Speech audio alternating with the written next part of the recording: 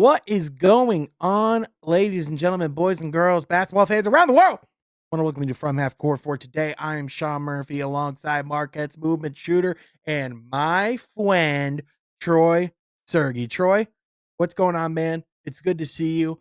Happy post Super Bowl Monday. It is officially, firmly basketball season. How are you doing?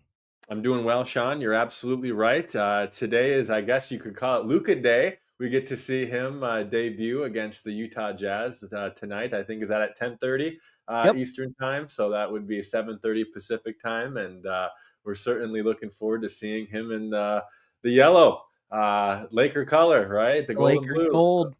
It's Yeah, going to be Laker weird. gold. So, yeah, we got to see Anthony Davis on Saturday afternoon. That was a little strange, but we'll have to talk about that performance. But it's going to be interesting time in the league. We're certainly over the halfway point, and a lot of teams are pushing for a playoff spot or a play-in spot on both the East and the West, and it's going to be fun to watch how everything plays out.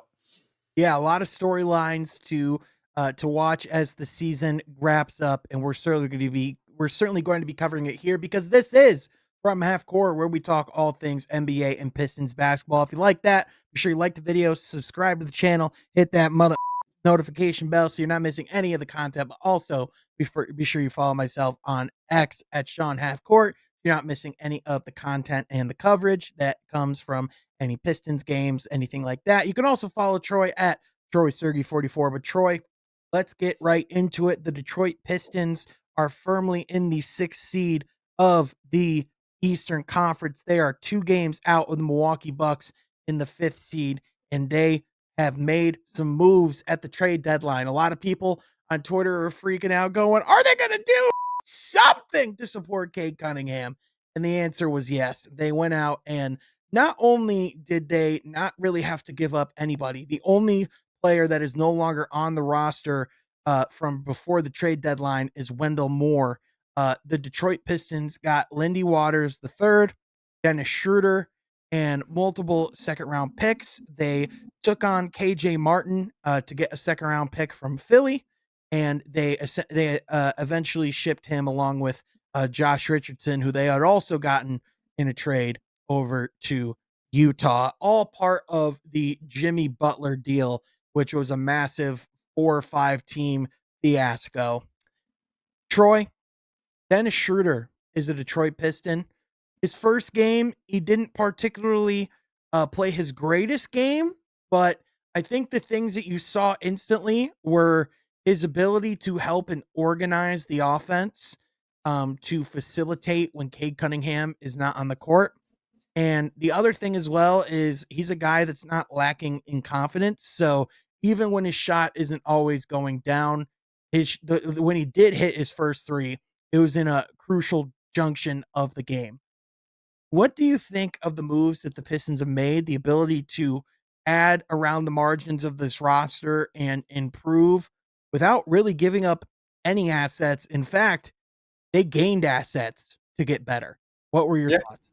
No, I think that's exactly what I was hoping would happen with Trajan Langdon here at the deadline. Bringing in a guy like Dennis Schroeder, that's important because I think two things. You think of impact and you think of impact with winning, right? You impact in the basketball game and that, Impact and and that impact, goes, baby. yeah, and that goes to winning. And, I think a guy like Schroeder, you're right, maybe didn't have the greatest game of all time on Sunday afternoon against the Hornets, but he's a guy that can score the ball.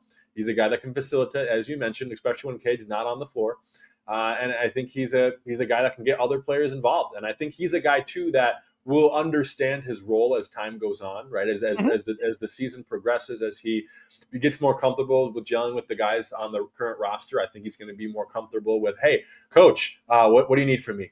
How can I make this team better? And I think he's a guy that I would imagine constantly is asking himself and the team that question, because you look at some of the roles he has had even with the Lakers a couple of years ago. I mean, he's a guy that can impact.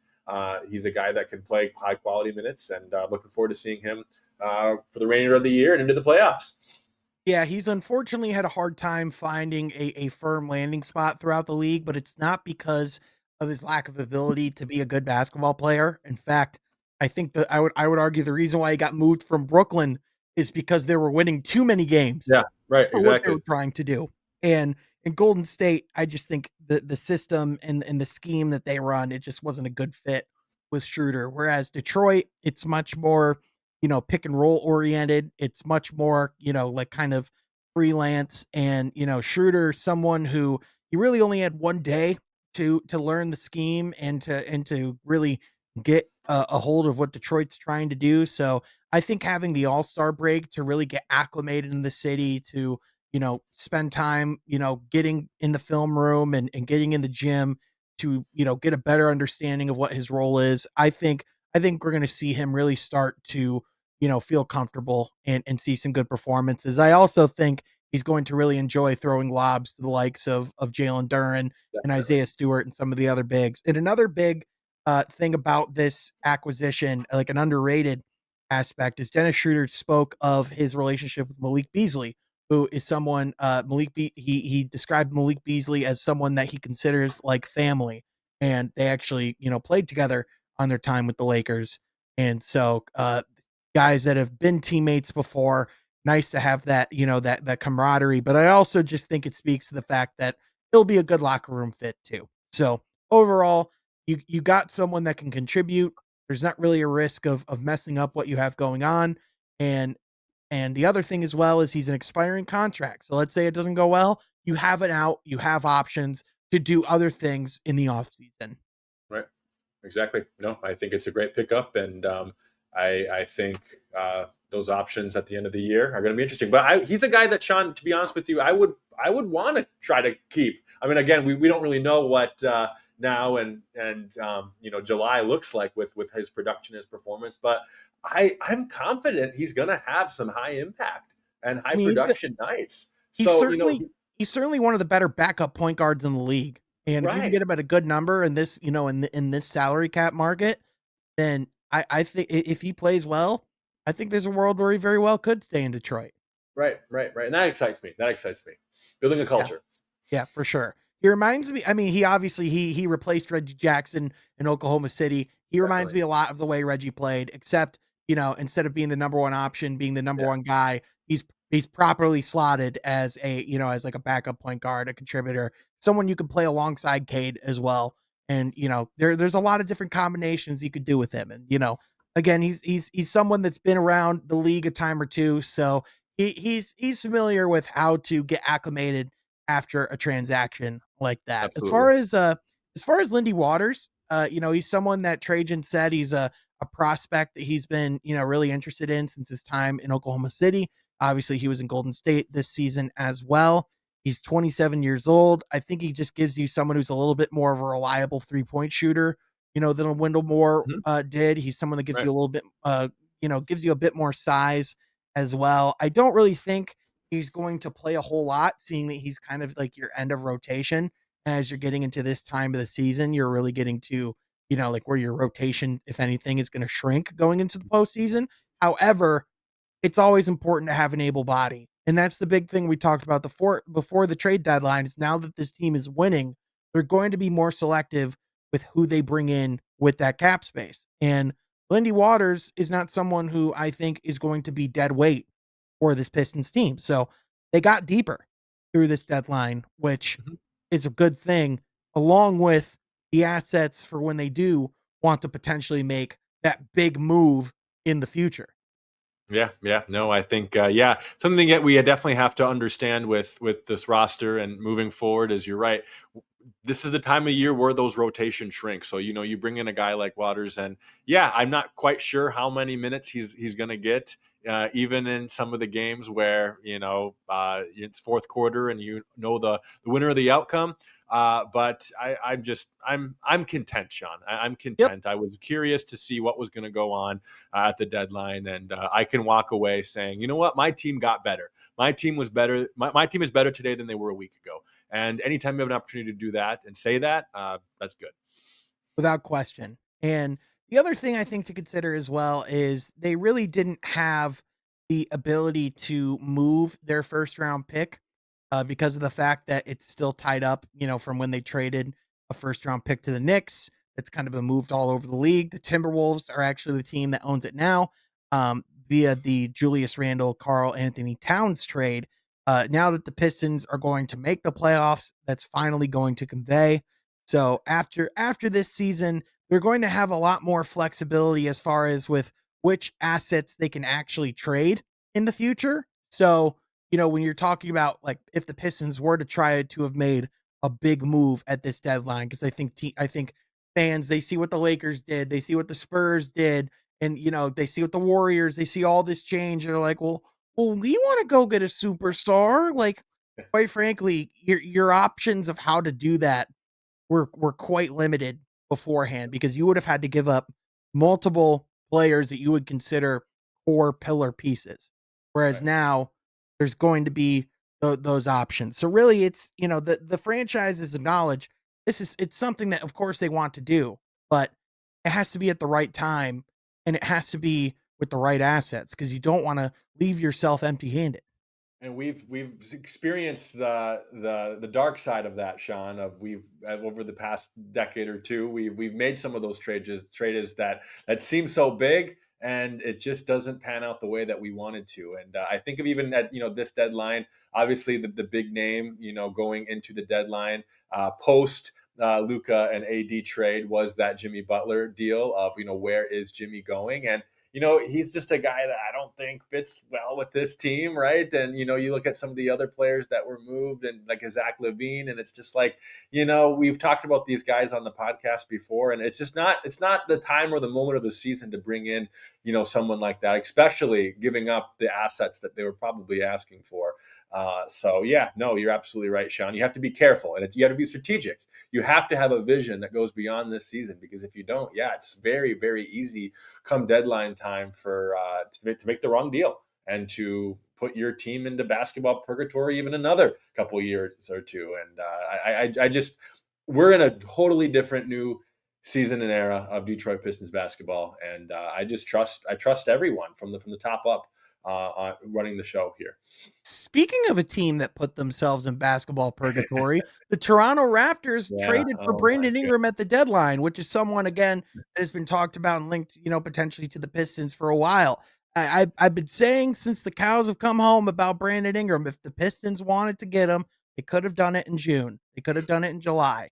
And the fact that there was never even a report, never even a sniff of Brandon Ingram and Detroit being tied together outside of Trajan Langdon worked in New Orleans, I think says everything you need to know. And now, Troy, where this gets really awkward is you have a team in Toronto that is a rare combination of bad, young, and expensive, especially because you're going to have to sign Brandon Ingram to a deal north of 40 plus million, probably 50 million in order to get him to stay in Toronto long term. And then you're going to still have Scotty Barnes, who his extension's going to kick in. You have Emmanuel Quickly at 30 plus million. You have RJ Barrett at 28 million. You suddenly have the most expensive mediocre playing team in the Yeah. league, and quite frankly, you don't really have much flexibility going forward. Like I like Bruce Brown, and now he's a New Orleans Pelican, and Right. and Right. it's not to say that like yes, you want to put the pieces if you believe that Scotty Barnes is that good, which that's a whole other conversation in and of itself. I understand it from that standpoint. However, it's just it's like you said, it's the example of making the moves at the right time. And for Toronto, with the option of going for Cooper Flag and potentially getting good odds in the draft lottery to end the season, and instead you go get Brandon Ingram, I just don't understand what their future is. Like if Detroit, because again, in this salary cap, and with the amount of assets you have to move to go get a star, you only have one or two shots at this as a general manager. So if you're going to Well, do it, you better do it right. right, you're absolutely right. And what confuses me even more is like, okay, a year and a half ago, the big thing was you had Pascal Siakam and you had Scotty Barnes moving forward, and you kind of we talked about how picking one right and looking at moving forward with the direction they trade Siakam to Indiana. Bruce Brown, some other smaller pieces in that deal. So now you move out the year with looking exactly how they have been this season long. You're not a playoff team in any way, shape, or form. But then you trade Bruce Brown and some of these pieces to New Orleans. So essentially, a year and a half ago, you're giving up Siakam, and a year and a half later, you're bringing in a guy like Ingram to essentially, in some ways, replace him. So you take a player that has a injury history. You take a player that, to be honest, is not an all-star like Siakam has been this year, right? You clearly want to go to a different direction, and you get a guy who's not on his level. Someone comparing Ingram to Siakam, and injury prone, and not a guy that you would want to build around. So it's just, to me, that downgrade, if to put it into that term, Siakam to Ingram, that's just such a poor basketball decision. Yeah, Masai Ujiri really was riding the Kawhi Leonard trade for a good while now, and unfortunately, I think he's starting to reveal, where his overall skill set as an executive really lands in the landscape of the league. So this will be a fascinating situation to watch. If I'm wrong, I will gladly come on this podcast. Who knows, Troy? I might find a literal crow and cook it. You know what I'm saying? Sure. But I don't see that day coming. So, for Detroit, people question like, oh, well, which stars could potentially, like be available. I think if we learned anything over the last week, Troy, it is that any player could be available at any given time. If Luka Doncic can be traded, anybody outside of Victor Wembanyama can be traded. That's right. Like, I'm sorry, Victor Wembanyama, he's not being traded. Like, what do you want from me? Like, he's 7'5". San Antonio would literally no longer be called San Antonio if it meant keeping Victor Wembanyama. Like, that is They just would, what it is. yeah. The So, guy, the team that gave up on Wimby Spurs, that would be their new team. Yeah. yep. All I'm gonna say is, if you're a San Antonio Spurs fan, better pray to God Nico Harrison's never your general manager. That's right. That's Yep. right. A lot of Better. conspiracies, Sean, on YouTube that basically confirm everything that we brought up last podcast. If you haven't checked out our last podcast episode, Sean definitely plays into some of those conspiracies. But a lot of people are, Sean, and they're not as far fetched as some may say. I give you kudos for bringing that up last week on the podcast. There's a lot of serious conversations about the whole Vegas thing and casino and sports betting legality, and there's a lot there. Yeah. Now, Patrick Dumont, the governor of the Mavericks, essentially the practicing owner, he did come out and equivocally deny it. And Dallas is a big market, especially the Mavericks are a big brand, so it is still pretty difficult to see Dallas having their team move to Vegas, even if they did get an expansion franchise. But the when you have to get into conspiracy theories, and those seem to make more sense than the actual reasons as to why the Mavericks traded Luka, that says a lot. And another aspect as well of the whole Luka Doncic thing is, the whole thrill after the deadline was they not only went and got Luka Doncic, but they potentially got their center of the future to pair alongside Oh, him yeah. too. Yeah. And Mark Williams was going to be a Los Angeles Laker pending he passes a physical. However, per Shams late on Saturday night, that trade was rescinded. Mark Williams goes back to Charlotte. Dalton Connect in the 2031 first round pick go back to the Lakers. So that whichever middle schooler that was traded to the Hornets for a day, they get to rest easy knowing that they will still someday be a Laker. They can go back to algebra class and focus on their grades. But in all seriousness, Troy, the thing that's really interesting about this whole situation with Mark Williams is the conflicting narratives coming from the Hornets and from the Lakers camps alike. The Lakers say that the Hornets approached them about getting Mark Williams. The Hornets say that the Lakers were the ones that were calling aggressively about him. Uh, The Hornets say that there wasn't really any major health things, but the initial reports were the Lakers found some things in the physical that they didn't love. But then Rob Pelinka said it didn't really have much to do with his physical or anything that they found in there. And so all of this is kind of swirling, but the thing that ultimately matters is the Lakers are going to have to kind of go back to square one on finding a big.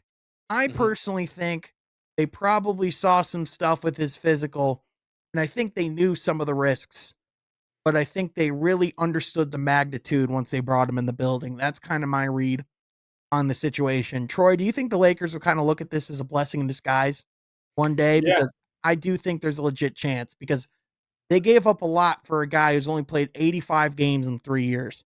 Yeah, and I think the biggest thing where, when you think of a trade like that, getting denied is that there's going to be other big guys who become available, right? I mean, the big man position, especially, he's kind of that more traditional big Mark Williams. And, you might want a guy who can stretch the court, the floor a little bit. And maybe this offseason is the time you get that. And maybe you even want to learn a little bit this year of, I think certainly they want to make a push in the playoffs. Talk about the Lakers, absolutely. But, say they get knocked out in the second round or even the Western Conference Finals. That's still time you have to, analyze what went wrong, and especially if it's down in the paint area, and you look at the summer of what other big guy can I bring in. So it's Mhm, not a doomsday kind of thing of not getting the guy you wanted in the moment, right? for Because sure. more guys will become available, and I I think they're going to learn a lot from now until July of what exactly do they need for a big guy down low. Well, and the market will expand too. They Mhm. could potentially, who knows, maybe they find a young big that they really like and potentially try to move up in the draft in some form. Yeah, exactly. Um, yeah, maybe, maybe someone becomes available they didn't expect. They actually reportedly inquired about Jalen Duren before they went Yeah, and I heard ultimately that. went and got Mark Williams as well, which, I mean, if Jalen Duren was catching lobs from Luka Doncic, good lord. And I mean that's really the big thing is, Luka told Rob Pelinka, like, I love playing with a big that can catch lobs. I need, like I need kind of that pick and roll partner. And like that is obviously something that the Lakers would greatly benefit from. But for now, I think just being able to get acclimated with Luka, him being able to play alongside a LeBron. I think Jackson Hayes will probably have some of the greatest dunks of his life to end this season with some of the opportunities he'll get there. They'll definitely get exposed for their lack of size come playoff time. But for the Lakers, this is really just about getting Luka sold to the point of signing an extension, and then in the summer you'll go and be aggressive and figure something else out. But Yeah, again, the big thing is if ultimately it didn't work out, then it's one of those things where they probably are glad that they found it out now and we're in a position where they could kinda renege the deal. that's right. That's right. And you're right. I didn't even really think of the draft, but that's always a way to find a guy in a unique position like a big. So, yeah, we'll have to see. To be determined. Only Uh-huh. time will tell what the Lakers are going to do with that 5 spot. Now, Troy, we have breaking news coming into Oh, the podcast. Not a whole lot of times you get to have, breaking news, especially within 30 seconds of Shams tweeting, so that's pretty cool. let's hear it. Just in, arbitrators have ruled that Rodriguez and Mark Lowry are the next majority ownership group of the Minnesota Timberwolves. They have been ruled ownership over Glenn Taylor for the T Wolves.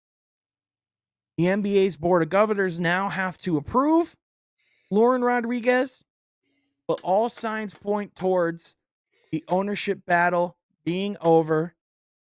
And now the Timberwolves will be ran by Mark Lowry and Alex Rodriguez. Troy, this has been a massive saga that has been hanging over the franchise for a long time. In fact, part of the reason why they had to trade Karl Anthony Towns outside of the first and second apron stuff was because of the lack of certainty with ownership in the financial aspects. Now, Mark Lowry and Alex Rodriguez is not going to be the richest ownership group, but the thing is they had a pretty rich owner in Glenn Taylor, and he didn't really care to put that much into the franchise himself. So, Troy, now that you hear this, just your reaction. Obviously, I know it's more on the legal side, but this is something that's been hanging over the Timberwolves for a long time, and I think Anthony Edwards is probably going to be relieved that this is the ownership group that won out. Right, right, and I think, with the Minnesota Timberwolves organization, they had some seasons where they were, the laughing stock of the league, but of course, when you nail a guy like Anthony Edwards in the draft, you gotta be taken seriously, and, we saw certainly them make a little playoff push last year. I think of, Anthony Edwards as that main guy, Sean, who, you know players like him are generational talents, right? And you look at what the Western Conference is doing moving forward. You need to have uh, competent owners, right, that are going to Yep. help the organization compete. Sure, there's a financial and a business side of things, but there's also, the product, the basketball side of things with this. And you want to be able to put guys around him because, my goodness, you don't want to lose out on winning when you have an opportunity to win with a guy like Anthony Edwards. Is that similar Right. to what you're thinking too? Oh, for sure. I mean, this is just a good day for the Timberwolves as a whole because this is a situation that shouldn't have been dragged out to this point anyways. I mean, really the only reason why this even became an issue is because Glenn Taylor quickly realized how sorely he messed up in the sale of this team, specifically in not asking for enough and for perhaps selling at the wrong time, which is exactly what happened here. I mean, the Timberwolves are, heading into an era with a really dynamic young star who, could potentially put them in a position to win a lot of basketball games for a long time. And now you put him in a situation where the Timberwolves fans are hungry for a championship, excited for the progress they've made. They finally make a Western Conference Finals run. He's like, oh, wait a minute, I want to bask in that glory. Like, well, no, dude, you're in the middle of selling the team. They have like one payment left to finish this whole thing, and now you want to go, oh, well, actually, it's off. No, Right, right, so this has been a dark cloud hanging over the Timberwolves for literally months, years. So for the fact that they can finally start to move on, assuming that they're approved, which more than likely they will be, again, the big story is going to be how much are they going to actually be able to, dip into the luxury tax to support Anthony Edwards because Mark Laurie and Alex Rodriguez, they don't even like they have a combined net worth of $1 billion. So this is not a for an ownership group. This is not a overly rich group. right, right, right. Yeah, you compare some of the other teams, and my goodness, yeah, multi. We're talking 5, 6, 7 billion net worth for some of these guys. So, I mean, the uh, Steve Ballmer's like more yeah, rich than like the next six owners combined or something like yeah, that. yeah, yeah. It's unreal, Sean. So, yeah, certainly moving forward, it's going to be interesting. But you're right. I think Dark Cloud. This has been something that has been talked about for over a year now, right? At least I've been keeping up with it briefly for over a year now, and yeah, good that it's over today. Yep. So, by the way, just a quick, just to give a little perspective, Steve Ballmer, Troy, just for the heck of it, guess Steve Net Ballmer's net worth. Just net guess. worth 26 billion. Close. $123 billion. I Just was not close. I know that was the joke. Anyway, just to give you perspective. Just to give some perspective. Dan Gilbert, the owner of the Cavs, the real estate mogul, 33 billion. The owner of the Trailblazers, 20 billion. Stan Kroenke, who has freaking Walmart money, 14.6 billion. Joe Tsai, the owner of the Nets, 13 billion. The owners of the freaking of the Bucks, it's like 9 billion to 13. Steve Ballmer is 126. They're 123. What are you gonna do with that money, man? I mean, you build a sick ass arena. You know, you like I actually think I Steve Ballmer's probably the best owner in Yeah, no, in he's the a nice sport. guy. He Yeah. seems to love his team. I think he does what you want for an owner to do with an NBA or just a pro franchise in general. He is a steward to his community with that asset, which again, that's exactly what you want. Okay. Now, speaking of some other things, you alluded to it earlier. Uh, we have the two biggest debuts of stars with new teams going on this week. Specifically, we had Anthony Davis's debut with the Dallas Mavericks, and we have Luca's debut coming up as of recording tonight. It will already have happened. If he does something crazy, I might even throw my reaction at the beginning or the end of this podcast or something. But Troy, that first game from Anthony Davis, I would argue was the quintessential Anthony Davis performance, where the first two quarters was perhaps the best basketball we've ever seen from Anthony Davis. Like he was motivated. He did things that were never done in like Mavericks franchise history. They broke the franchise record for blocks in that game. But then in the middle of the third quarter, we see Anthony Davis go down. And the worst part is that it was a non contact injury. Now, in the press conference afterwards, Anthony Davis is like, I'm fine. It's nothing serious. Shouldn't miss too much time. Well, about 12 hours later, or about 24 hours later, Shams Charania reports that Anthony Davis could miss at least a month or up to a month due to a left abdominal muscle strain. Now he was grabbing at his groin, but obviously that was actually it was actually connected to his left abductor strain or connected to his left adductor. I'm not a doctor. There's people that do that on Twitter. The ultimate thing you got to know is Anthony Davis will indeed be wearing street clothes rather than a Dallas Mavericks uniform. And it only took one game. And Troy, And not even a I contact play. I think you would be a little more forgiving if it was any other circumstance. But when you traded a 25-year-old prodigy for his conditioning and injury concerns for one of the least reliable players from a health and durability standpoint in Anthony Davis, and now he immediately will be out for a month. I get he was relatively healthy this season, and last season was his most healthy season in years. But he's 31 years old. Health doesn't generally get better as players age, especially at his size. And so I think this whole injury, not to like overreact. I know people just want to poo poo and dance on the grave of the Dallas Mavericks right now, but legitimately, this is the absolute worst case scenario, and a great opportunity for people to say, "I told you so," or at the very least, dude, this is insanity. Mhm, mhm. Yeah, yeah.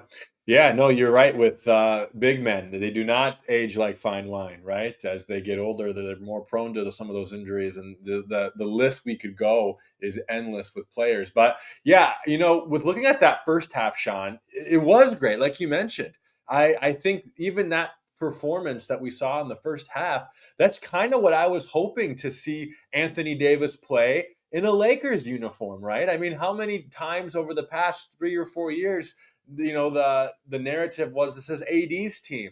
This is his team moving forward, right? I mean, the post LeBron James era Los Angeles Lakers is an Anthony Davis era Los Angeles Lakers.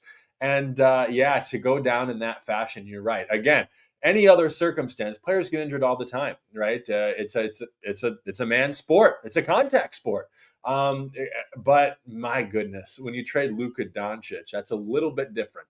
That's a little bit different of a story here. And yeah, I think the person who's you know most upset about this is your average Mavericks fan, right? Of Yep.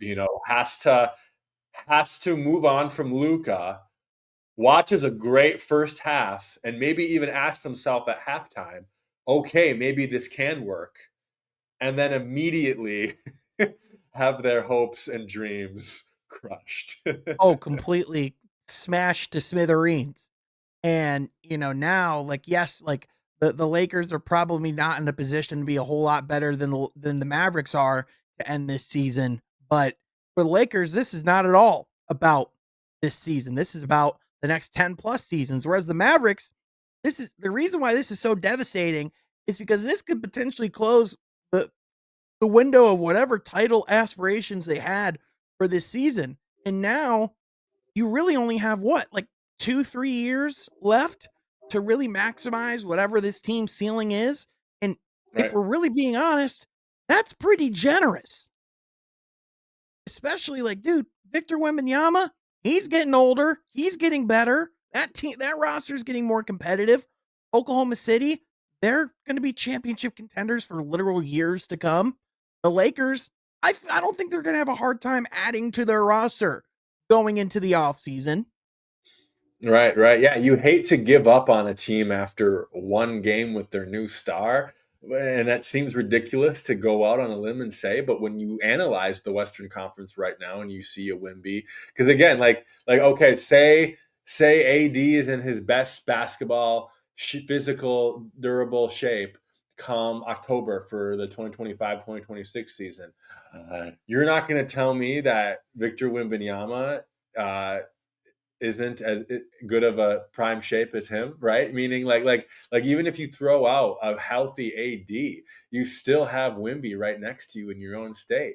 You still have Luka Doncic, who's now on the Lakers, who has had access to all LeBron's trainers, and It's the like fact you, that you traded him in conference too, right, right. to perhaps the franchise that is the most hated in the conference, let alone the league. I mean, obviously Yeah. they have the biggest fan base, but if you're not a Lakers fan, you're certainly a Lakers hater. Right, right, right, and yeah, and then Oklahoma City too. They're not getting worse. They're not on the decline. They're on the rise. No. And Anthony Edwards even too. We talked about new ownership. How is that going to play out in the next year or two? Denver, interesting story. We could have a lot about them, but the truth is, this Western Conference today is a lot different than it was 10 days ago. As long as Denver has Nikola Jokic, they will be in the picture. They might not be the picture, but they'll be in it. Mhm. So like you said, it is just an incredibly stacked conference, and I just think that this was a self-inflicted wound. This is like Plaxico Burress going into the bar and having his pistol in his pocket and Yeah. accidentally just shooting himself in the leg.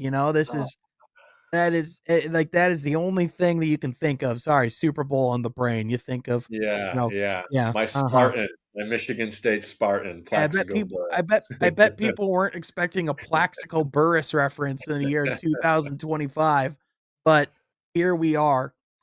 Troy, one of the things with like the Luke, like on the other aspect of the Luca trade, a lot of people have been talking about, oh well, how can LeBron and Luca play together? Um, Pretty well, actually, because you have two of the smartest basketball players ever, Yeah. especially offensively, on the court together, And and they 2 both can players who shoot. wanna win now. Two players that are in winning mode. One player who's looking at his last year or 2 in the league, and another player desperately wanting to win a championship who's already tasted an NBA Finals. Yeah, Sean, that tho I think those questions are so irrelevant of how can they play together. They want to play together, and I Yep. think when you wanna play together and you're serious about that, you're gonna find a way. And then you have a legitimate, offensive juggernaut of a coach in Yep, JJ JJ. Redick, who is his mind's only going to be turning more and more as these guys play together. And I honestly think Dalton Connect being back into the fold is a good thing Helps them. too. If the Yeah. Lakers can find a way to still go get their big, but also still keep Dalton Connect, that is an absolute major win for them. Like you have of three of the better like shot creators in the league. In I mean, you have two of the best with LeBron and Luca, but then Austin Reeves is becoming a really Yeah. good, shot creator as well. So again, I definitely think they're like I don't think that they're going to be a championship contender this season, but they're certainly not going to be an easy out. Like I don't think any team that gets them in the first round is going to be able to get through that series without really sweating how do we stop LeBron and Luka, or how do we at least contain this to the best of our ability? Because if you're in a point where you're just gonna have to outscore Luka Doncic and LeBron James, that's not an Yeah, outscoring contest I want to get in. Even no. even if I'm like the Suns and have Kevin Durant and Devin Booker, although let's be honest, why did I say the Suns? They're not gonna be in Yeah. the playoffs. Right, right. No, I think those are all great things. And Reeves too had a really big game against the Pacers on Saturday. He had a 40 piece, 45 piece, and that's something that moving forward. I mean, I'm not quite sure what his contract looks like right now, but if Yep, he's certainly a guy you'd want to keep around. But there's a lot of value there if somehow you have a big that you are in love with and you can't resist not going out and getting them. So it's going to be interesting to see his role and his future with this team. for sure. Now, Troy, speaking of a guy, it's going to be interesting to see his role in his future with a specific team. Kevin Durant Yeah, was on the trade market at the end of the trade deadline. At the surprise to Kevin Durant, because he did not approach the Phoenix Suns getting traded. In fact, he wanted to finish the season out. He wanted to stay in Phoenix for at least a little bit longer. And now, if you're Kevin Durant, you were almost shipped to the Golden State Warriors despite your wishes. We can debate whether that's a good idea or not. Kevin Durant's his own person. He can do whatever he wants. He did not want to go there. And even then, he almost went to Miami as well, but ultimately, Phoenix did not move him. I'm going to wager, Troy, that Kevin Durant is probably going to be in a situation where he will want to be traded this summer. It feels yeah, like we are very much on the path to a breakup between the Phoenix Suns and Kevin Durant, especially after they almost trade him for Jimmy Butler and blindside him by putting him on the trade market. And so right. now the question comes into play. Who is a good next destination, or what is a good next destination for Kevin Durant? I know people are watching this podcast are going to go, put him next to Cade. He loves Cade. That timeline is just not realistic. If we're being Mhm. honest, Kevin Durant's going to want to win right now. Yeah, And so, yeah. Troy, I got, I got, I got, I got two or three teams here Okay. that I think would be great fits of Kevin Durant. Yeah. My number one favorite destination for Kevin Durant is the Minnesota Timberwolves, who reportedly tried to get Kevin Durant, put him alongside Anthony Edwards, get him in a system with a great defensive big and Rudy Gobert, have two of the best offensive players in the league and a really dynamic defense, and get it done for Minnesota. Go play with another one of your favorite young players. Another team I would really like to see him with, the Houston Rockets. Put him next to all those dynamic athletes. Go get your picks back, Phoenix. Control your destiny. Tank like a mother, and let Kevin Durant blast off in Houston. And then my wild card team, let's put him in Memphis. Throw him alongside John Morant, Jaren Jackson Jr., whoever you can keep alongside him. You don't see a world where the Phoenix Suns want to go get Mikal Bridges back in New York. Well, why would the Knicks do that? It was more of a wild card, I, Sean. I know.